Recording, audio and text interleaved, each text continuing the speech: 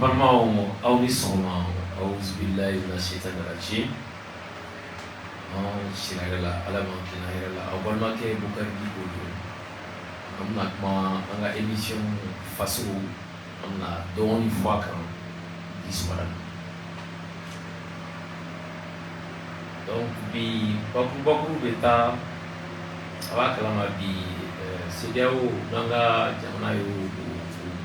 okulu kono o président kan ka ɲɔgɔn ye bi Accra embargo bɛ Mali kan saison bɛ Mali kɔnɔ ani Burkina Faso ani La Guinée kuma bɛ k'o kan n'o bɔra yen Imam Mahmoud Diko an sekoba bɔra ka kuma mun fɔ an bɛ dɔɔni fɔ kan mɔgɔw ka réaction kɛra min ye an bɛ dɔɔni fɔ o ni Faransi ka kɛlɛkɛ avion ye an ka sanfɛkolo violé la région na an bɛ dɔɔni fɔ kan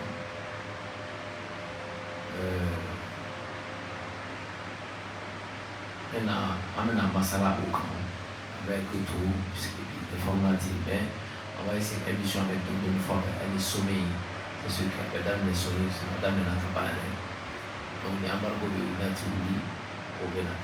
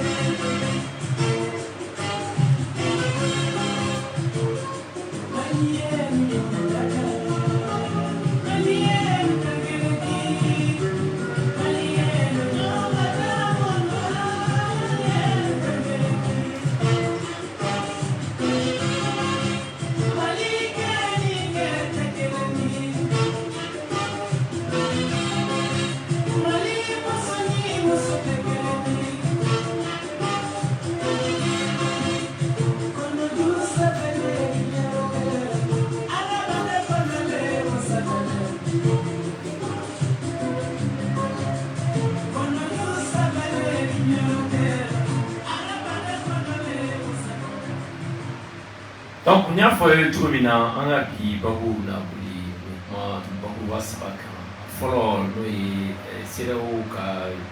jamana masau président banyoye be pi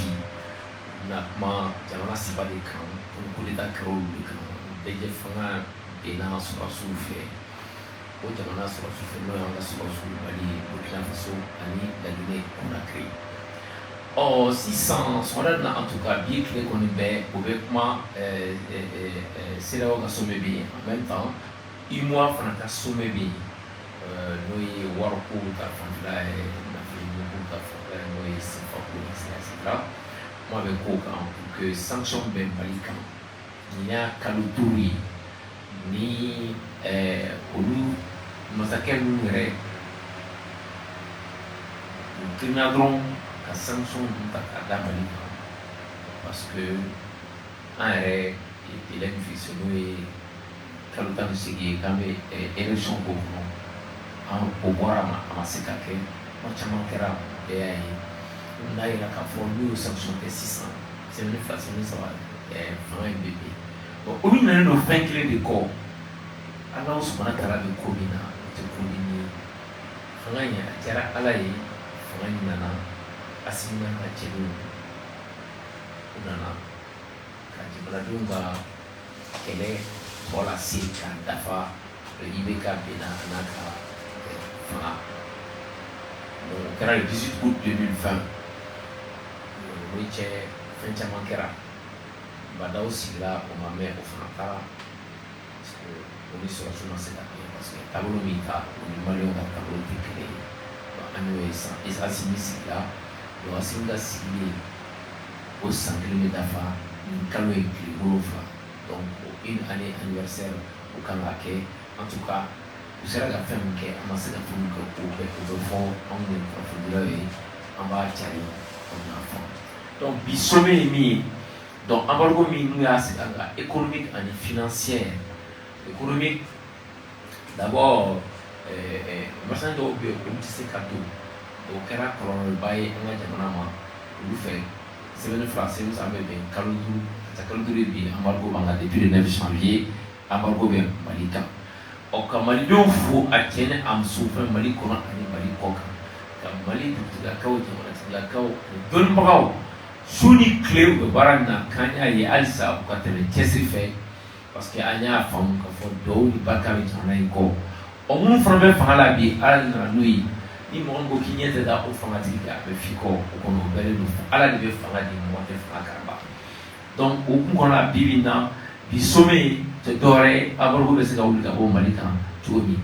bon condition minnu na posé olu dɔnnen don déjà fɔra ko an ka autorité ka calendrier di an ko an ka mɔgɔw autorité ko san 2 24 mois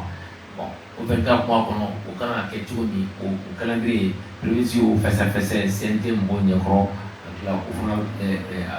o cira CEDEAO président ma donc comme a y'a faamu kɔsa in na Togo président wula k'i jɔ a y'i cɛsiri a tila bi a ka cɛsiri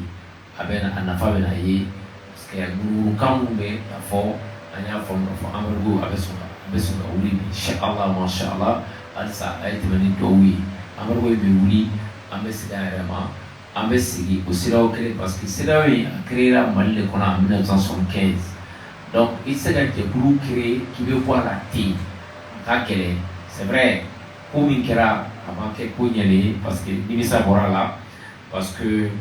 olu fɛ sika dɔw bɛ CEDEAO la olu fɛ ni embargo kɛra an bɛ k'u sago ye fanga in bɛ ben u bɛna o diɲɛmɔgɔw bɛna olu sigi olu bɛ kɛ olu diɲɛmɔgɔ bɛ kɛ Macron ka diɲɛmɔgɔ ye donc Faransi b'i sago kɛ Mali la ma sira sɔrɔ a tɛ se ka sara so faga donc an hakili kɔni b'a la an ye ninnu kan ninnu mɛn bi embargo in bɛ sɔn a ka ca Ala fɛ embargo bɛ wuli bi donc an ka camion minnu bolilen don Burkina disons Côte d'Ivoire ani Dakar olu na se ka don mais o t'a bali fɛn min ye dumunifɛnw ni taji ye olu bɛ ka don cogo normal la même si dɔw bɛ ka profiter ka prix yɛlɛ bon o bɛ faamu cogo dɔ la a tɛ se ka faamu parce que embargo tɛ o produit concerné donc bi bi in na an bɛ kɛlen bɛ ka enclos da Accra fɔ embargo kan ka wuli bon an y'a ye fana nafasirasira senfɛ o spécialiste o économiste dɔ ye Modibo Mawo Kulubali ale ko ko en tout cas bi ɲɔgɔnya in kɔni a kɔlɔlɔ ka ca la komi absirake abargo beuli. Donc aller haminodu ajolodu, mais en même temps hakibala kafo sanction de soulaouli. Donc aller capma sommet de tous les dangers. Donc n'a maniedron ou sanction ou c'est à toi la juga kado fraka ala kana tejena akila président togolais français dame bulbulu ni ke BAI au de création d'ailleurs ni sommet extraordinaire ni avec la caisse 600 akra pour que sanction oublie parce que nous on a femme kafo bien nyaki an nyaki mais nyaki ga juga re on a mundu ben nyaki ni ko fe avec ga juga le reba bisalila Sénégal bibina c'est des milliards de pertes hein, c'est des milliards de pertes sans compter Côte d'Ivoire en même temps kacha panachi donc 600 en même temps en même temps foka penke anasekamo mikono wasa jamana nimoro be paramina jamana bisaka baski arme paramina ka arme territoire be récupérer ka bamanchu en tout cas uka ukena wote jamana ko donc si ça me do de ke bi nyonye absaka che ni au gouvernement amago kawli anga tunela anga kowi parce que ambassadeur au kono secrétaire premier à fo ngo wana ambassadeur au kono kan sika ambassadeur au kono ti bon en tout cas en poli à des hors de jour là c'est-à-dire en tout cas programme kono pour le moment donc on l'a bien beaucoup malade donc on l'a bien beaucoup malade en décédé au créé rapidement pas yani donc nakabe bo bojugo de fanabala wanyame fana do fana kanga wartiklan team biklani daluni habitant l'état etc. Bon en effet on a déterminé là et puis mali kanga fu mali chemala musuma mali kono animal ko ape kanga fu kataka aka chesiri kataka aka fasidi maya ay je suis mekake malo kaya kafo ni abarku were kera so be kamalo ka an kafu mi motsika a yelema ce n'est pas possible ka diaspora fu dans tes folumina ko sarawa yi malamu be États-Unis kuna ni matériel médicaux yi ka hôpitaux ni fait on a du ministère de la santé ma avana ka ta million kebe ni malien bebe ni ke anga faso abitanye ufu uwalimodo alisa amira to mun kono ala ka jugo kono awasa nyawra bisika bon du kono bibina alisa anga continuer adul mo ko continue ka kolosi sama akla ambe boni ambargo ni kono bibina ni ala sono même si akadido bi ambargo re kana wori doka fa du wa parce que wa fait fa en café fa mi atreve ala bo fa mi asobe ala bo o sera bitede parce que fanga be kata tabulu nika o de kari malewe bone chamana musuma ita to fulitara chamana kono ka autorité be asina ka chama anaka premier ministre be paramina kadi malewe itara chamana kono de ibadon mais fengele ango fo o préparer la téléphone amargo yi atire no mawla bide o sene no le o de no ne wete gunkun ka tormu comment caméra parce que autour de parce que nous sommes dans 5 ans donc la open konala pibina président togolais ka démarche atna ke fouiller en kona kila amargo be so komi bi ala na gra chenala en ameka en pro comme si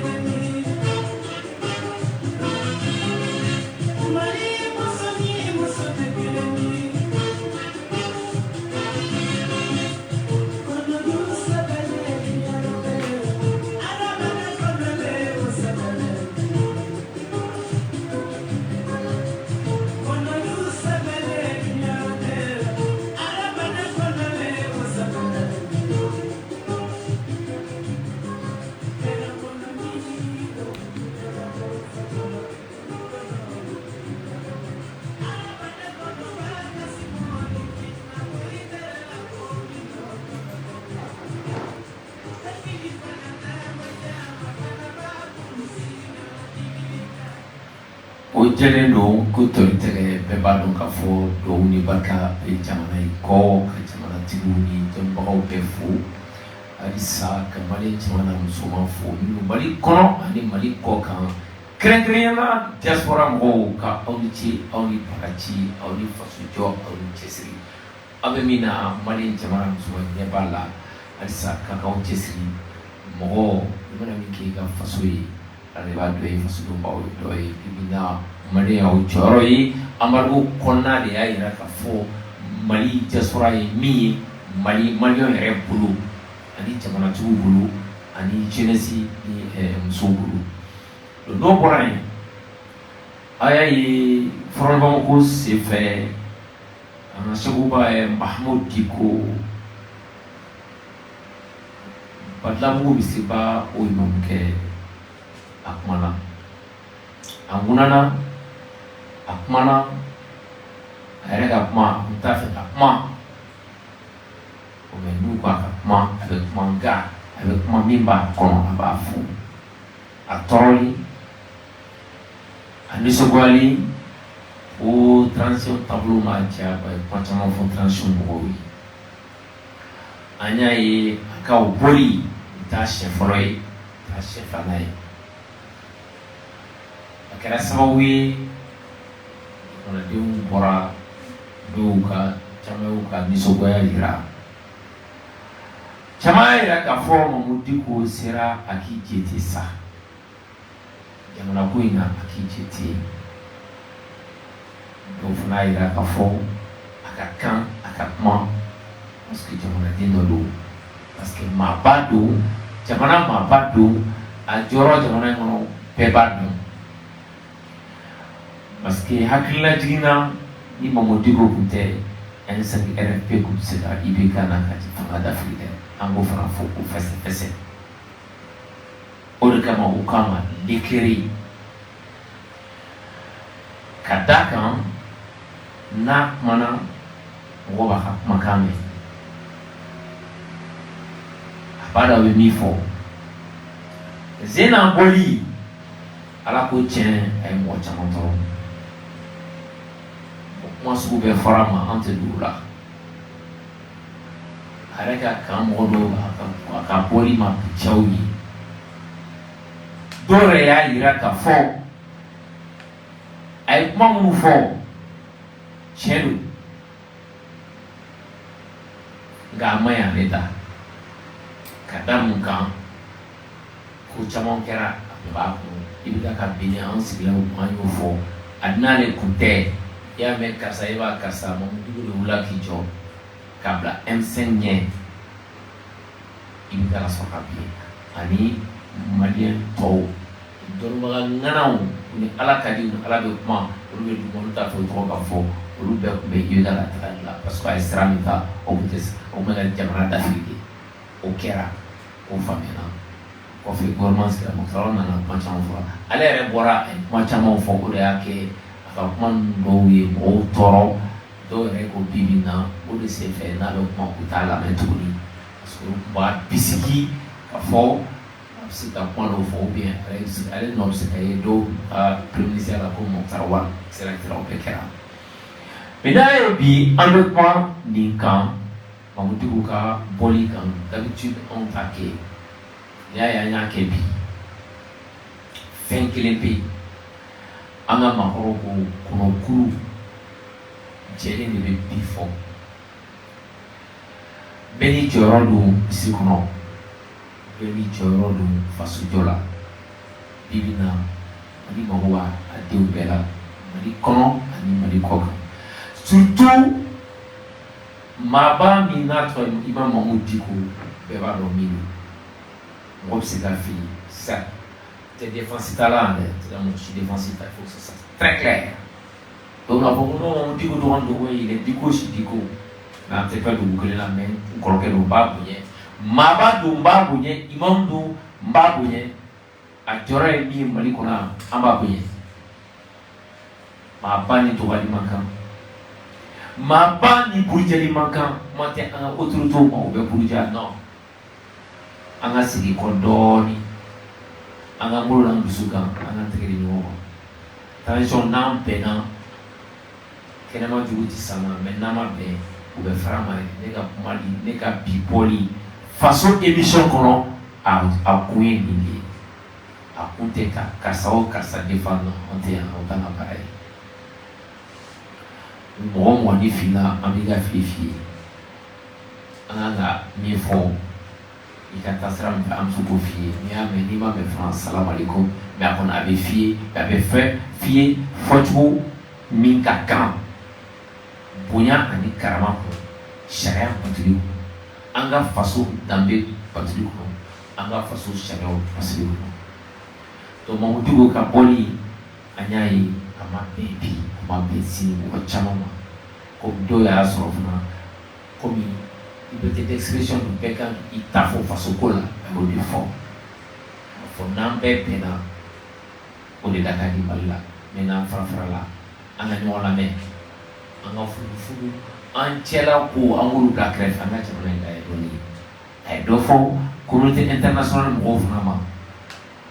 bɛɛ y'o mɛn a ye dɔ fɔ parti politique mɔgɔw ma bɛɛ y'o mɛn a ye dɔ fɔ société civile fara ma donc kɔrɔ a ye bɛɛ de interpellé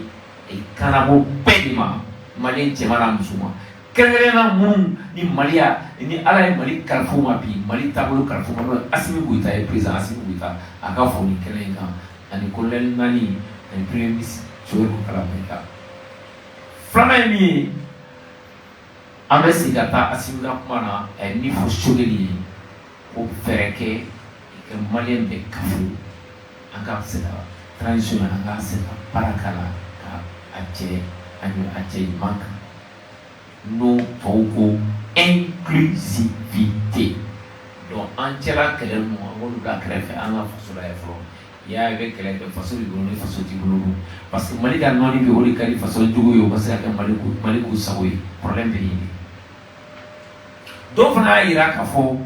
Imam Dicko ni maaba sugu ni jamana kɔnɔ ni crise sugu kɔnɔna la a man ka kɛ den kɛrɛfɛ mɔgɔ ye dɛ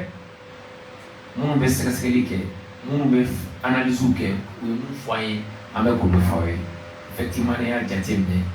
a jɔyɔrɔ bɛ yɔrɔ dɔ la o jɔyɔrɔ bɛ yɔrɔ dɔ la jɔyɔrɔ bɛ yɔrɔ dɔ la mais minnu y'a fɔ dɔw y'a fɛnɛ ka fɔ a kuma minnu bɔra da o don a man ka bɔ ale da a cɛ man ɲi ale da ale Imam Mamudiko da voilà babu bɛ yen de ka fɔ a ye min fɔ tiɲɛ tɛ dɛ tiɲɛ don dɛ ko tiɲɛ tɛ tiɲɛ don nka a man ɲi ale de da débat bɛ yen de bon de là k'a buruja ka fɛn sugu bɛɛ f'a ma o t'an ka faso danbe ye an ka bɔ o kɔnɔ vraiment an ka bɔ o kɔnɔ a kɛra Imam Dicko a kɛra mɔgɔ o mɔgɔ ye Mali mabaya tɛ sɔrɔ ten o non mabaya tɛ sɔrɔ ten sa kuma tɛ Ala mɔgɔ don ani Ala bɛ kuma se ka fili a ka fili bi fa ye mais fɔcogo de b'o fili fana na o fɔcogo o fili fɔcogo fana na problème bɛ yen de donc bi kuma in Imam Dicko ka bɔli o don n'a ye mɔgɔw tɔɔrɔ an bɛ fɔ de an k'a ɲini an bolo la an dusu kan an ka bɛnbaliya an ɲan cɛ an k'o bila kɛrɛfɛ an ka faso in kana ɲagami an ka o layɛ dɛ an ka tɛgɛ ɲɔgɔn ma an ka Assimina bɛ dama tɛmɛ transition ka se ka kɛ ɲuman kan président kura ka sigi an ka tɛmɛ an ka bɔ yen ani communauté internationale ka se ka an tɛgɛ di ɲɔgɔn ma an ka bɔ nin degun kɔnɔ kɔntɛ n bɛ min fɔ aw ye bi y'a dɔgɔkun kelen de bɔra jamana kɔnɔ min bɛ yen a ma nɔgɔn dɛ Maliyɛnw tɔɔrɔ don dɛ Maliyɛnw tɔɔrɔ n'olu ɲaninen n b'o fɔ aw ye bi n ye caman ye ka taa Bamakɔ fo Fana fo Segu fo Kucala fo Seguwa fo Sikaso fo Buguni n y'a bɛɛ boli n kelen o ma ci dɛ fo ka n ka fɛsɛfɛsɛ a diyara n ka faso ka di n ye n ka baara ka di n ye ka aw ladɔnniya degun ni tɔɔrɔ bɛ Maliyɛnw kan bi degun dɔɔni tɛ dɛ autorités b'a kalama fana malgré que Bamaciw b'a essayer ka sɔrɔsiw ka baara lanɔgɔ Maliyɛnw jɔ o jɔyɔrɔ la k'u ka armée k'o bɛ sa armée kɔ o de kama bi bi in na armée bɛ ka dakabana baara min kɛ terrain kan Maliyɛn de kan ka fo u y'u fo fana an bɛ ma communiquer kɛ kama peuple malien fo diaspora ma kuma kama peuple malien fo kama armée fo ti parce que na an bɛnna de an bɛnnen de bibi na diɲɛ bɛɛ ɲɛbɔlen da b'an fɛ bɛɛ ko Mali ala ni barika ani duwawu ala na an ka tilenya ala na an y'an tɛgɛ di ɲɔgɔn ma o de sababu y'a ko bi bɛɛ bɛ ka boli ka na Mali la bibi na parce que hɛrɛ ni badenya o de bɛ yan hɛrɛ de bɛ yan mais hɛrɛ tɛ se ka an tɛ se ka a tɔnɔmabɔ n'an ma bɛn dɛ bɛɛ ka kan faso joli la bɛɛ ka kan pression ka réussite la bɛɛ mɔgɔ bɔ mɔgɔ la an bɛ taabolo min kan jamana ka bɔ nɔgɔ la an b'o taabolo de kan wulibali de hali kulo kelen b'o dɔn kɔntɛ ɲɛfɛ tɛ ma bon ni mɔgɔ min t'o kɔnɔ o b'a dɔn k'a fɔ ale ye min ye mɔgɔ min tɛ taabolo min n'a b'a kɔnɔ mɔgɔ min t'o kɔnɔ n'o b'a essayer ka a ɲagami k'a fereke o ye min ye o b'a dɔn ale ye min ye ka sira kan n tɛ sɛgɛn n tɛ ɲina n tɛ jingo n tɛ keleku an ka tɛgɛ di ɲɔgɔn ma an ka bɛn an ka Asimi Goyita ala de ye a kɛ Mali masakɛ ye bi ale n'a jɛɲɔgɔn o diyara mɔgɔ ye o bɛ yen o ma diya mɔgɔ ye o bɛ yen ala de fana nana Sobel ko kala magaya a kɛ premier ministre n'a ka waati dafara a bɛ taa mɔgɔ dɔ bɛ na i bɛ fɔ dɔ kɔ dɔ bɛ f'i kɔ o wulibali de diɲɛlatigɛ yɛrɛ t'a la o taabolo ye mais ne mana mɔgɔw ye ka don poste dɔw kɔnɔ a bɛ dusu tiɲɛ mais ka sira ni cɛ e b'i fɔ dɔrɔn mɔdiko don an ka maaba wɛrɛ don bɛɛ ka kan faso transition ye a ka ɲɛ bɛɛ ka kan o la mais kuma dɔw bɛ yen a ka ɲi dɔ da a ma ɲi dɔ da sa an k'o fɔ k'o fɛsɛfɛsɛ mɔdiko yɛrɛ ka kan mɔgɔ dɔw ko ni tun ye sek'olu ye cɛkɔrɔba tɛ kuma u b'a dɔn bɛ ka min fɔ parce que diɲɛ bɛɛ de sigilen k'an filɛ a ka di mɔgɔ caman ye bi an ka fara n'o kɛra dɔrɔn fanga ye a bɛ dafiri ala k'an n'a cɛ jan n'a dafira Mali bɛ nɔɔni de donc Faransi n'a jɔɲɔgɔnw sago bɛ sɔrɔ a kɛ Maliko la mais inshallah mashallah an ka dɔnnibagaw fo nin kɛnɛ kan ka dugutigilakaw fo ka armée fo ka donsow fo donso minnu bɛ armée kɔ donso minnu bɛ ka fasodenw lakana donso minnu jɔlen don su ni tile u tɛ da u tɛ sunɔgɔ a dɔw tɛ dumuni kɛ u tɛ ji min yɛrɛ u bɛɛ fo k'u waleɲuman dɔn nin kɛnɛ kan ma maliyɛn cɛman n'a musoman bɛɛ fo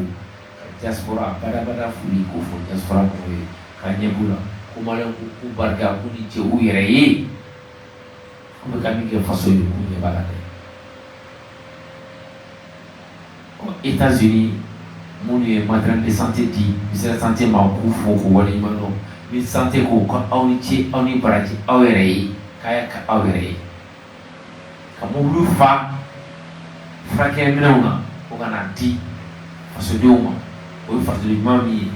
a tɛ se ka fɔ ka ban donc n bɛna bɔ Mamadigo ka dossier kɔnɔ ni min ye halisa an k'an bolo da su kan an ka ɲɔgɔn lamɛn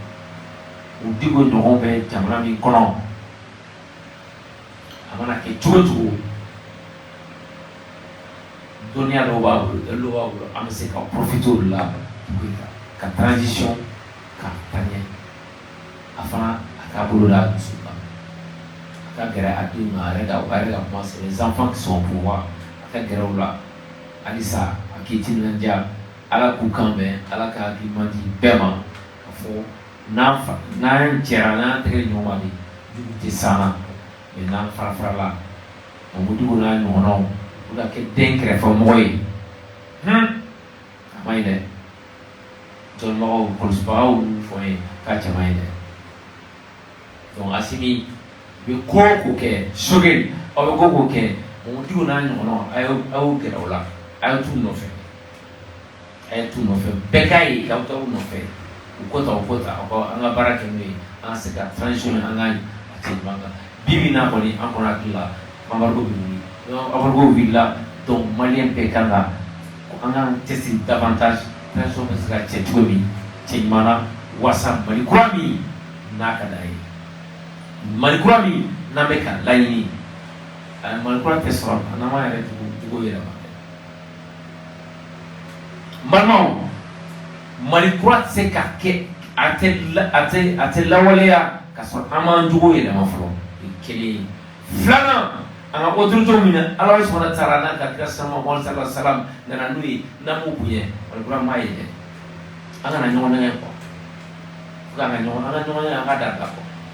Malikura e jogokolow b'e la e tɛ autorité bonya e yɛrɛ ka kan ka min kɛ devoir min kɛ faso ye e t'o kɛ e ko Malikura bɛ na o bɛ na suya la an ka bɔ olu kɔnɔ sa an mana dɔ kɛra sa san 31 kan démocratie kɔnɔ o nana kɛ a y'an bɛn cogo min na bɛɛ y'a ye parce que bɛɛ a bɛ hakɛ to min ka di min ye o b'o kɛ transition de ko an ka bɔ de kɔnɔ ko Malikura ko refondation refondation an ka jogo dɔw b'an na an b'olu bila ko refondation bɛ se ka respecter o c'est pas possible o tɛ se ka kɛ o donc ne kɔni fɛ an ka lajɛ halisa an ka transition mɔgɔw dɛmɛ an ka président Assimi Goïta Ala nana n'a ye an ka jama an b'u dɛmɛ parce que o bɛ sira min kan maliyɛnw ko k'a sɔnna k'a bɛ sa o nɔfɛ o de kama minnu dɔw bɛ k'an kɛlɛ kunun bi bi in na u bɛ ka gɛrɛ ko non qu'on est d'accord malidenw de ko k'u bɛ Assimi n'a ka jama kɔ malidenw de ko k'u bɛ sɔrɔdasi ninnu kɔ o jɛlen ko tɔ tigɛ donc n'an k'an b'u kɛlɛ cogo la peuple bɛ sɔrɔ an kɛlɛ an contre la an m'a ye kɔsan na parce que gouvernement nana ko ka dɛmɛ kɛ par rapport à la crise alimentaire o bɛɛ ye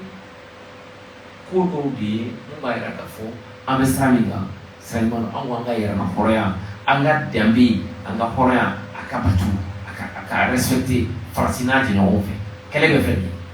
kɛlɛ ko tɛ o kɛlɛ ko tɛ an ka honneur n'an ka dignité a ka respecter e taara kabini ɲɛma sɛbɛn k'i bɔ Faransi taara o an bɛ yan Faransi nana o an bɛ yan mais min bɛ kan na fɔlɔ an b'o de kɛ den minɛ prémices de fɔ jamana o jamana n'i bɛ na k'i b'an bonya an b'i bonya i ta filɛ an ta filɛ hɛrɛ ni bonya kɔ an y'o de fɔ Malikura bɛ ka na o de kan mais a tɛ se ka lawaleya n'an yɛrɛ ma yɛlɛma an maliyɛnw an ka yɛlɛma tɛ sa dɔ kɛra k'an bɔ ka taa karisa n'u ka jamana dilan dɔ an ka jamana se ka dilan k'a to anw yɛrɛ e yɛrɛ kan ka min kɛ i ka devoir ye min ye jamana e tɛ k'o kɛ jamana sariya e t'o bato e tɛ ka jamana ɲɛmɔgɔw bato e tɛ diinɛ ɲɛmɔgɔw bonya e tɛ jamanatigi bonya e tɛ dɔnnibagaw bonya e ko jamana ka bɔ o jamana bɛ se ka taa ɲɛ cogo di y'a mɛn jamana sigilen don fɛnbaba dɔw de kan jamanatigiw dugutigilakaw dɔnnibagaw ani institution forte comme président Assemblée nationale conseil constitutionnel etc. Donc bibi na vraiment yakila an ka bɔ nin kɔnɔ an ka min kɛ faso ye an b'o kɛ ban ye kɔfɛ an kan ka min ɲini faso bolo an b'o kɛ mais tant que an m'an jogo dɔw bila m'a ye dɛ Malikura ko a laban bɛ kɛ an bolo ziiri de ye Ala ka n'a cɛ janya.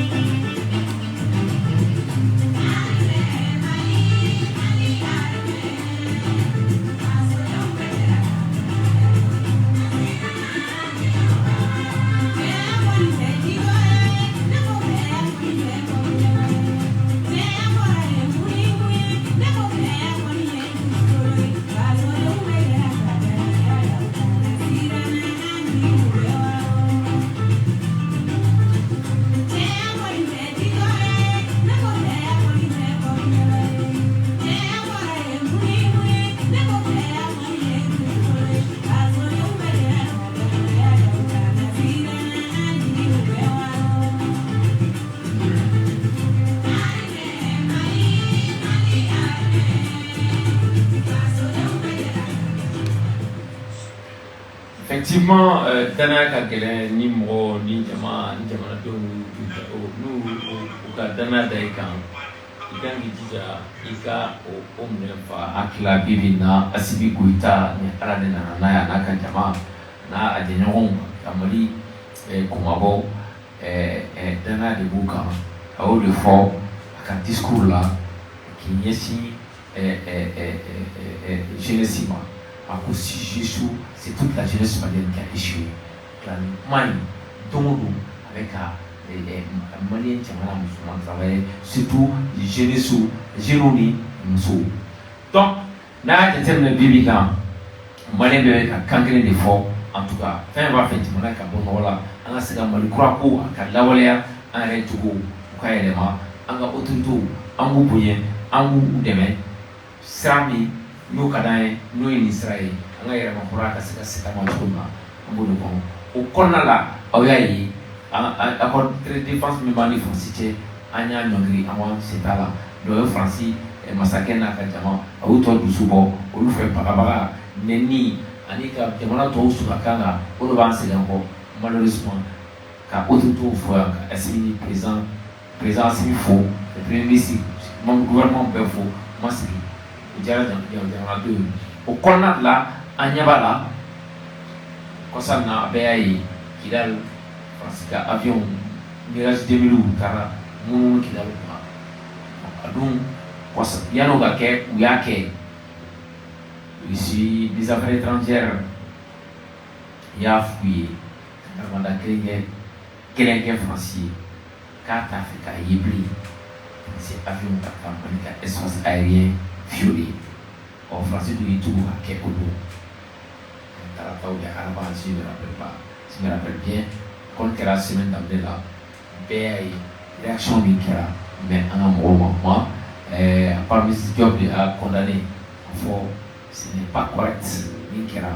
mais en un forme, ouais, quand dans la ligne, en un mot, c'est un souk avion, ou qu'elle soit oui, ou Mikel Papola, Côte d'Ivoire. Un avion avait bombardé pour le bon. Donc, heureusement que en gros, en point, mais avec la peine, alors vous baissez là, vous n'avez quand on a réagi tout là, vous n'avez parce que comme on est fallu Italia, travailler ça donc on a autour de vous, la présentation fou, comme le ministre, le docteur sur le travail fou, ou qu'à là, une couille là. Écoute, d'oreille, Francis Niavala, Mali Kalala, à tout pratiquement Mali Kalala, même si il y a un frère qui s'en a demain, Balouko de la France, au Corée, mais ce qui est sûr et certain, au Niavala, Annie, les Unis, Chine, en tableau, Kainbi, Bara Kain, Bara Niela, qu'à président Poutine fou, qu'à Chine président fou, qu'à Turquie président franc fou, ça veut dire que ça n'a pas de téléphone là. Union familiale ou en tout cas aller tester nous avec Mali demain parce que les traditions tableau cacaï bon alors assumer présent mais attaquement on te comment sera bien oh on te comment sera bien attaquement on a d'akunya clips à niveau que au projet au mana problème voilà donc bibina Francis quand on a coupé ou sous-béqué en mi fond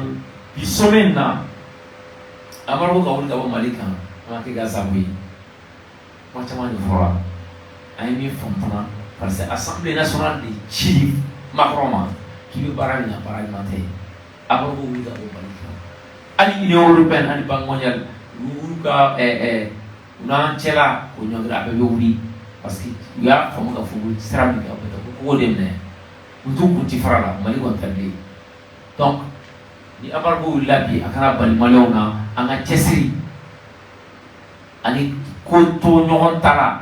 oruna ke abarbo be wuri chiagwala parce que korolo abaka se jamana to ma munu rewe nyefe ko amana gambia selam bolu ka tanka ya antoro ne da anya ne amnya ni kono sere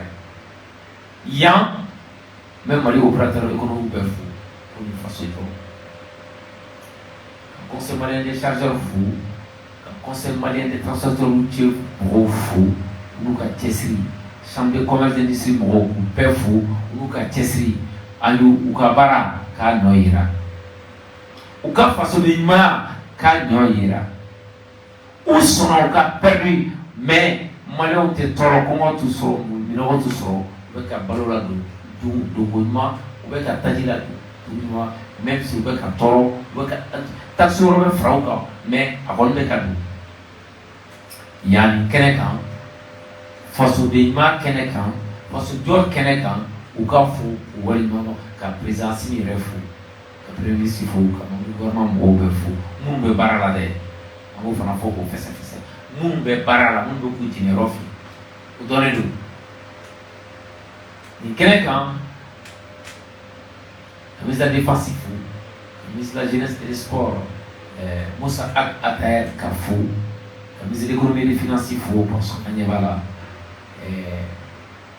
malgré embargo bancaire avec un paramètre de Niébala. Le ministre de la Santé, au FANAFU, le paramètre de Niébala, en tout cas, on peut tester malgré l'embargo, malgré Warte, Warmbe, au paramètre de au terrain, ainsi de suite. Donc, nous sommes en paix, comme nous sommes à Doulouma. On est mis à bon, il est filé, et il n'y a pas la question. Mais c'est que sur certains bibina Francis avec un amour avec l'armée de l'Agnini avec la Sika Mahara Nimba Kono Kaka Janelle Tasma Kojana Tessassoya Kassiou Makoro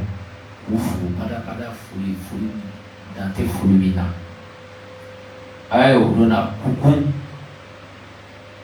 Misri Minou Akata Sankenoroy hakilina jigina mbadou so makoro buka do da na wada na ku misri ko ne ba kale aw balma ke ne ku ba kale ne clinic ba kale ga ban ni be journaliste ne ta kale ga c'est nya nouvelle mengula ngara o do na o bisikelen ko no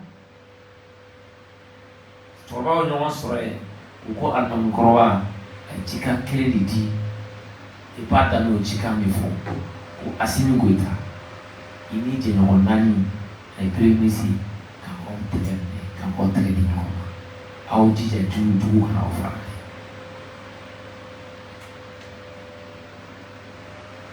Ou maï, ma corba, ma pédélie. Autant qu'après que nous avons du coup, tu s'en allais. Maintenant, on fera là, du coup, on a assez mal là. Asini ini je wa kono frafra la jugu be se malade donc mami do misika kan sugu makoro duna utara kuku misiri kono misiri ga koroni sanke ma woroni koy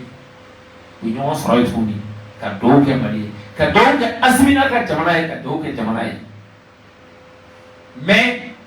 ka préparer ka insister kan ko asimi avec les 4 colonels à l'Isogel ka otisha ka bene kaotija akabe apona tujuga doute bon je pense que ni kwami ni di no mugutel ben de kono fa me sika so plaso na fa la amela yimi na te so de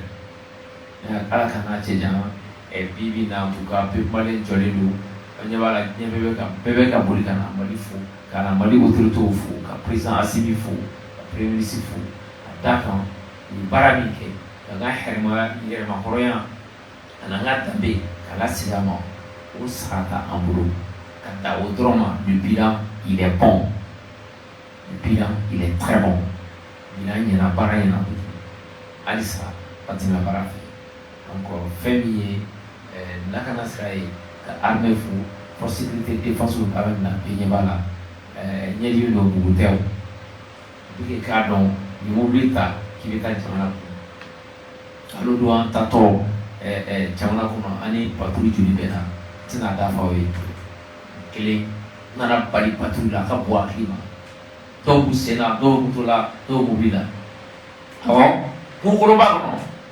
be ka sasa do ga do ku ko be ka ile fara la ku ba kata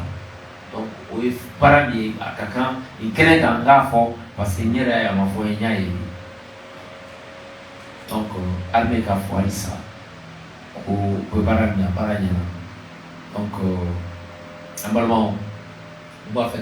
une de foyer. Il y a des sommets qui ont fait édition spéciale B Siri. En tout cas, à nous l'actualité aux émissions. Et plutôt avec quelqu'un. Donc, décision mon thérapie. En mode voilà. Donc, on sera mis sur un foyer. On est Tiamara Moussouma, Mali Kona, et Mali Koka. Car Auditi, Audi Parti, Auditi, Audi.